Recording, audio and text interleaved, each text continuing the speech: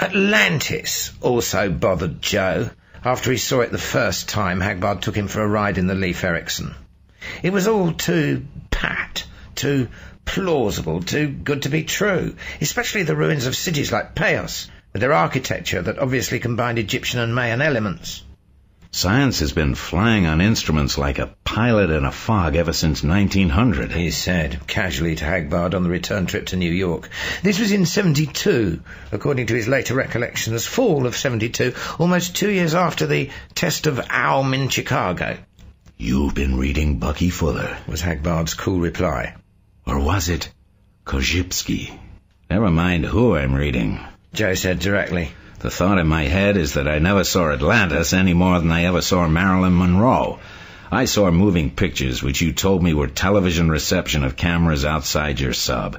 And I saw moving pictures of what Hollywood assured me was a real woman, even though she looked more like a design by Petty or Vargas. In the Marilyn Monroe case, it's reasonable to believe what I'm told. I don't believe a robot that good has been built yet. But Atlantis... I know special effects men who could build a city like that on a tabletop and have dinosaurs walking through it, and your camera's trained on it. You suspect me of trickery?" Hagbard asked, raising his eyebrows. "Trickery is your métier," Joe said bluntly. "You're the Beethoven, the Rockefeller, the Michelangelo of deception, the Shakespeare of the gypsy switch, the two-headed nickel and the rabbit in the hat. What little liver pills are to Carter, lies are to you. You dwell in a world of trapdoors, sliding panels, and Hindu rope tricks. Do I suspect you? Since I met you, I suspect everybody." "Glad to hear it." Hagbard grinned.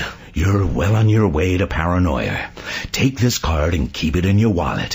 When you begin to understand it, you'll be ready for your next promotion. Just remember, it's not true unless it makes you laugh.